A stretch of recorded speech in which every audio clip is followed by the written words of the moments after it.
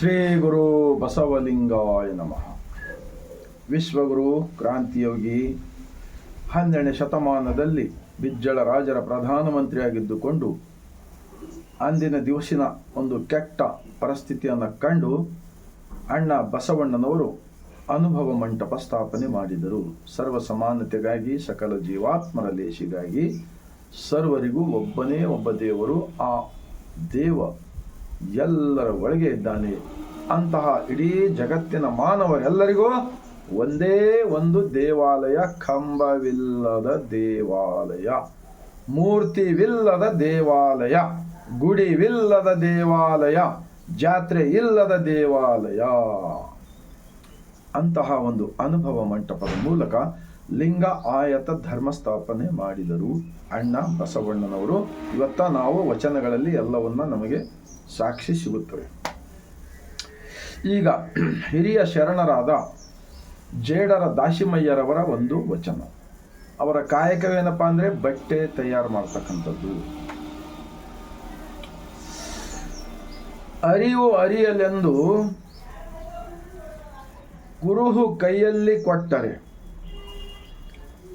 ಅರಿವು ಅರಿಯಲೆಂದು ಕುರುಹು ಕೈಯಲ್ಲಿ ಕೊಟ್ಟರೆ, ಈ ಅರಿವನ್ನೇ ಮರೆತು ಈ ಕುರುವನ್ನೇ ಪೂಜಿಸುವ ಈ ಕುರುಂಬರಿಗೆ ಈ ನೆತ್ತಣ ಮುಕ್ತಿ ಕಾಣ ರಾಮನಾಥ. ಈ ವಚನವನ್ನು ನಾನು ಯಾಕೆ ಹೇಳ್ತಾ ಇದ್ದೇನೆ ಅಂದರೆ, 12ನೇ ಶತಮಾನದಲ್ಲಿ ಅಣ್ಣ ಬಸವಣ್ಣನವರು ಸ್ಥಾಪಿಸಿದ ಅನುಭವ ಮಂಟಪದ ಇತಿಹಾಸದಲ್ಲಿ ಮೂರ್ತಿ ಪೂಜಾ ಇಲ್ಲವೇ ಇಲ್ಲ. ಮಾನವ ನಿರ್ಮಿತ ಯಾವುದೇ ವಸ್ತುವಿನಲ್ಲಿ ದೇವರನ್ನ ಅವರು ಯಾರು ಕೂಡ ಕಂಡಿಲ್ಲ.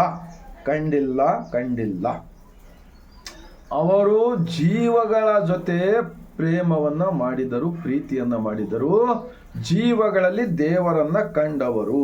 ಆ ಕಾರಣಕ್ಕಾಗಿನೇ ಅವರ ಮುಖ್ಯ ಪೂಜೆವೇನಾಗಿತ್ತಪ್ಪ ಅಂದರೆ, ಬಸವಣ್ಣವರು ಹೇಳಿದಂತೆ ಕಳಬೇಡ, ಕೊಲ್ಲಬೇಡ, ಹುಷಿ ನುಡಿಯಲು ಬೇಡ, ಮುನಿಯಬೇಡ, ಅನ್ಯರಿಗೆ ಅಸಹ್ಯ ಪಡಬೇಡ, ತನ್ನ ಬಣ್ಣಿಸಬೇಡ, ಇದಿರ ಹಳಿಯಲು ಬೇಡ.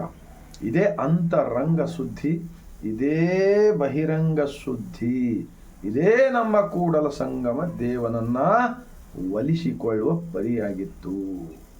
ಗಂಗಾ ನದಿ ನೀರಿನಲ್ಲಿ ಮುಳುಗಿದರೆ ಪುಣ್ಯ ಸಿಗುತ್ತದೆ ಎಂದು ನಮ್ಮ ಶರಣರು ಹೇಳಿಲ್ಲ. ಯಾವ ತೀರ್ಥಕ್ಷೇತ್ರದಲ್ಲಿ ದೇವರು ಸಿಗ್ತಾನೆ ಅಂತ ಹೇಳಿಲ್ಲ. ಯಾವ ಧರ್ಮಸ್ಥಳಕ್ಕೆ ಹೋದ್ರೂ ಕೂಡ ನಮಗೇನು ಸಿಗೋದಿಲ್ಲ. ಈ ಭಾರತ ದೇಶದಲ್ಲಿ ಇದೊಂದು ದೊಡ್ಡ ಕುತಂತ್ರದ, ತಮ್ಮ ತಮ್ಮ ಸ್ವಾರ್ಥಿಗಳ ಒಂದು ದೇವರ ಧರ್ಮದ ಹೆಸರಿನ ಮೇಲೆ ಇಡೀ ಭಾರತೀಯರೆಲ್ಲರನ್ನ ಗುಲಾಮರನ್ನಾಗಿ ಮಾಡುವ ಒಂದು ಮಹಾ ದೊಡ್ಡ ಷಡ್ಯಂತ್ರ ಕಂಡು ಬರ್ತಾ ಇದೆ ಬಸವಾದಿ ಶರಣರ ವಚನಗಳನ್ನು ಓದಿದ ಬಳಿಕ. ಆದ್ದರಿಂದ ಜೇಡರ ದಾಶಿಮಯ್ಯನವರು ಹೇಳ್ತಾರೆ, ಅರಿವು ಅರಿಯಲೆಂದು उन्होंने क्या कहते हैं, ज्ञान, सृष्टि का ज्ञान पाने के लिए ये ब्रह्मांड का लांछन दिया है ना, इष्टलिंगा ब्रह्मांड का लांछन होता है, ये भगवान नहीं होता है. ये ब्रह्मांड का लांछन है. हमको भगवान ढूंढने को इधर उधर उधर इधर चौथ तरफ भटकने का जरूरत नहीं है. अरिವು ಅರಿಯಲೆಂದು ಕುರುಹು ಕೈಯಲ್ಲಿ ಕೊಟ್ಟರೆ ಅರಿವನ್ನೇ ಮರೆತು, ये अंदर का मालिक को भूलकर कुरुवन्य पूजिಸುವ. वो तीर्थ क्षेत्र गए, वो धर्मस्थल गए, वो 4 धाम गए, केदारनाथ गए, बद्रीनाथ गए, प्रकृति देखने के वास्ते जाओ, कोई जरूरत नहीं बोलते नहीं, लेकिन भगवान को बाहर एक काल्पनिक विचार के पीछे भागने की वजह से भारत देश के अंदर भाई भाइयों का झगड़ा, बहन बहन का झगड़ा, जोरू मर्द का झगड़ा, गली गली में झगड़ा, नफरत, हिंदू मुस्लिम क्राइस्ट, ये जो फैला रहा ना, ये मनुवादियों ने, ये इनका बहुत बड़ा षड्यंत्र हजारों सालों से चल रहा है. अभी भी महात्मा बसवण्णा जी का विचार सारी दुनिया में फैल गया है, फिर भी इसको बिगाड़ने का कोशिश चल रहा है इनका. कभी वचन दर्शन किताब रिलीज करते हैं, कभी बसवादी शरण और हिंदू समावेश बोल के कर रहे हैं. इनका क्या है विचार? इनका पूरा कितना भी करे तो फेल होते हैं, क्योंकि बसवण्णा जी का वचनों में सच्चाई मिलता है. इन्हों जो अल्ट्रेशन जो भी करो इन्हों पकड़े जाएंगे बराबर। बिल्कुल सरल जीवन है। अंबिगर चौड़ಯ್ಯ, मड़ीवाಳ माचಯ್ಯ, नूली चंदಯ್ಯ, पुरीलिंग पेद्य, सामान्य लोग, वक्कलिया मुद्दण्ಣ, सब मेहनत करने वाले लोग, उत्पादक लोगों का धर्म ये। 12वीं शताब्दी से पहले हम पूरे 97% लोग कुचले गए लोग थे। याद रखना, हम सबको जो है ना महात्मा बसवಣ್ಣ जी सृष्टि का ज्ञान देकर हमको स्वतंत्र जिंदगी से जीने को सिखाए। इसलिए तो बसवಣ್ಣ जी कहते हैं ನಮ್ಮ ಕೂಡಲ ಸಂಗನ ಶರಣರು ಸ್ವತಂತ್ರ ವೀರರು, ಧೀರರು, ಶೂರರು ಈ ಥರ ಬದುಕಬೇಕಾಗಿತ್ತೆ.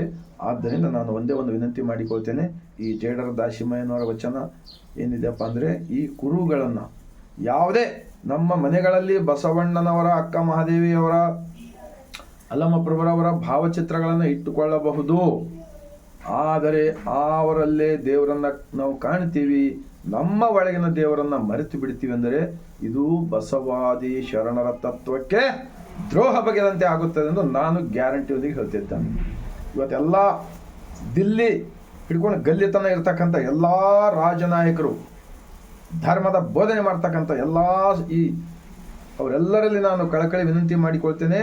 ನಿಮ್ಮೆಲ್ಲರ ಒಂದು ವೇಳೆ ಈ ಭಾರತೀಯರ ಮೇಲೆ ಕಳಕಳಿ ಒಂದು ವೇಳೆ ಇದ್ದರೆ ಇವತ್ತಿನಿಂದಲೇ ಮೂರ್ತಿ ಪೂಜೆಯನ್ನು ನಿಲ್ಲಿಸಿ ಪ್ರತಿಯೊಂದು ಗ್ರಾಮ ಪಟ್ಟಣಗಳಲ್ಲಿ ಬಸವ ಮಂಟಪಗಳು ಆಗಲಿ, ಅನುಭವ ಮಂಟಪಗಳು ಆಗಲಿ.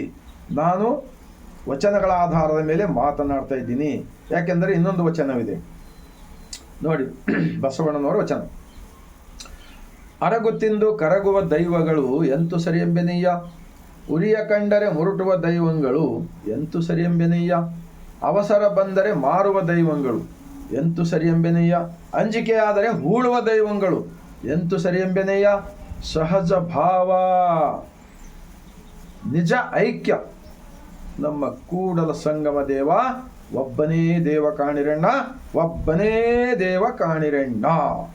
ಈ ತತ್ವದ ವಿರುದ್ಧವಾಗಿ ಮಾತನಾಡ್ತಕ್ಕಂಥವ್ರು, ಷಡ್ಯಂತ್ರ ಮಾಡ್ತಕ್ಕಂಥವ್ರು ಮುಂದಿನ ದಿನಗಳಲ್ಲಿ ಇವರೆಲ್ಲರೂ ದೇಶದ್ರೋಹಿಗಳಾಗುತ್ತಾರೆ, ರಾಷ್ಟ್ರದ್ರೋಹಿಗಳಾಗುತ್ತಾರೆ ಎಂದು ನಾನು ಯಾಕೆ ಹೇಳ್ತಾ ಇದ್ದೀನಿ. ನಾನು ಒಂದು ಕಳಕಳಿ ವಿನಂತಿ, ನೀವೆಲ್ಲರೂ ವಚನಗಳ ಚಿಂತನೆ ಮಾಡಬೇಕು. ನಾವೆಲ್ಲರೂ ಸ್ವಚ್ಛ ಭಾರತಗಳನ್ನು, ಸ್ವಚ್ಛ ಮನಸ್ಸುಗಳಿಂದ ಮಾತ್ರ ಸ್ವಚ್ಛ ಭಾರತ ಕಟ್ಟಲು ಬರುತ್ತದೆ. ಹೊರತಾಗಿ ಈ ಕುರುಗಳನ್ನು ಹೊರಗಡೆ ಜಾತ್ರೆ ಮಾಡೋದು, ಅಲ್ಲಿ ಎಷ್ಟು ಗುಡಿಗುಂಡಾರಗಳನ್ನು ಕಟ್ಟಿ ಪ್ರಾಣ ಪ್ರತಿಷ್ಠೆ ಮಾಡಿ ಜಾತ್ರೆ ಮಾಡ್ತಾ ಇದ್ರಲ್ಲ, ಅಷ್ಟು ಆ ಜಾತ್ರೆಗಳಲ್ಲಿ ಸೇರ್ತಕ್ಕಂಥ ಜನರು ಜ್ಞಾನಿಗಳಾಗುವುದಿಲ್ಲ.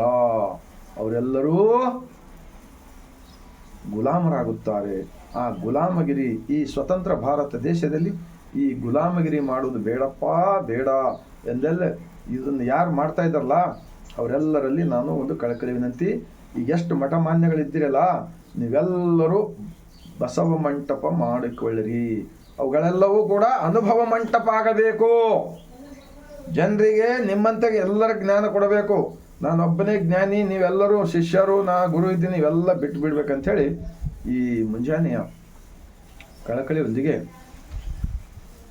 ಈ ತತ್ವ ಪ್ರಚಾರವಾದರೆ ಮಾತ್ರ ದುಶ್ಚಟ, ದುರ್ಗುಣ, ದುರ್ನಡತೆ, ಈ ಕುಟುಂಬಗಳಲ್ಲಿ ಕಲಹಗಳು, ಈ ಪೊಲೀಸ್ ಸ್ಟೇಷನ್ಗಳು, ಈ ಕೋರ್ಟ್ಗಳು, ಈ ಜೈಲ್ಗಳು ಎಲ್ಲವೂ ಕಡಿಮೆ ಆಗುತ್ತವೆ.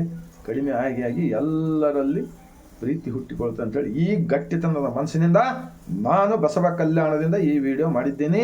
ಇದು ನಮ್ಮ ಭಾರತ ದೇಶದಲ್ಲಿರ್ತಕ್ಕಂಥ ಸನ್ಮಾನ್ಯ ಶ್ರೀ ನರೇಂದ್ರ ಮೋದಿಜಿ ಪ್ರಧಾನಮಂತ್ರಿ ಇದ್ದಾರಲ್ಲ, ಅವರು ಕೂಡ ವಚನ ಅಧ್ಯಯನ ಮಾಡಬೇಕು. ರಾಷ್ಟ್ರಪತಿಗಳು, ರಾಜ್ಯಪಾಲರು, ರಾಜ್ಯಗಳ ಮುಖ್ಯಮಂತ್ರಿಗಳು, MLAಗಳು, MP ಗಳು, ನೀವೆಲ್ಲರೂ ಹಣೆಯ ಮೇಲೆ ವಿಭೂತಿ, ಕೊರಳಲ್ಲಿ ಇಷ್ಟಲಿಂಗ, ರುದ್ರಾಕ್ಷಿಯನ್ನು ಎಲ್ಲರೂ ಧರಿಸಿಕೊಳ್ಳಬೇಕು. ಯಾಕೆಂದರೆ ಇದನ್ನು ಒತ್ತಾಯದಿಂದ ಹೇಳ್ತಾ ಇಲ್ಲ. 12ನೇ ಶತಮಾನದಲ್ಲಿ ನೋಡಿ, ಮಹಾತ್ಮ ಬಸವಣ್ಣ ಪ್ರಧಾನಮಂತ್ರಿ ಇದ್ರಲ್ಲ, ತುರ್ಗಾಯ ರಾಮಣ್ಣನ ಕೊರಳಲ್ಲಿ ಏನಿದೆ ನೋಡಿ, ಅಂಬಿಗರ ಚೌಡಯ್ಯ, ಮಡಿವಾಳ ಮಾಚಯ್ಯ ಅವರೇನು ಗುಡಿಗುಂಡಾರ್ಗಳಿಗೆ ಹೋಗಿದ್ದಾರಾ?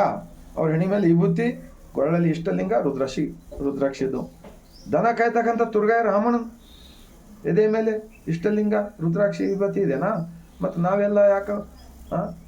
ಆದ್ದರಿಂದ ಮುಂದಿನ ದಿನಗಳಲ್ಲಿ ಈ ಭಾರತ ದೇಶ ಬಸವ ರಾಷ್ಟ್ರವಾಗುತ್ತದೆ, ಬಸವ ಭಾರತವಾಗುತ್ತದೆ, ಲಿಂಗಾಯತ ರಾಷ್ಟ್ರವಾಗುತ್ತದೆ. ಈ ವಿಜ್ಞಾನದ ವಿಚಾರಗಳು ನಮ್ಮ ದೇಶಕ್ಕೆ ಬೇಕಾಗಿದೆ. ಆದ್ದರಿಂದ ಎಲ್ಲರ ಸಹಾಯ ಸಹಕಾರ ಮಾಡೋಣ. ನಮ್ಮಿಂದ ಏನಾದರೂ ತಪ್ಪಾದರೂ ಕೂಡ ನಾವು ತಿದ್ದಿಕೊಳ್ಳೋಣ ಎಂದು ವಿನಂತಿಸಿಕೊಳ್ತಾ 145 ಕೋಟಿ ಭಾರತೀಯರಿಗೆ ಈ ವಚನದ ಈ ಅನುಭವ ಮಂಟಪದ ವಿಡಿಯೋ ತಲುಪಲಿ ಎಂದು ನಾನು ಮತ್ತೊಮ್ಮೆ ಸರ್ವರಿಗೂ ಕಳಕಳಿಯ ವಿನಂತಿಯೊಂದಿಗೆ ಬಾಗಿದ ತಲೆ ಮುಗಿದ ಕೈಲಿಂದ ಶರಣು.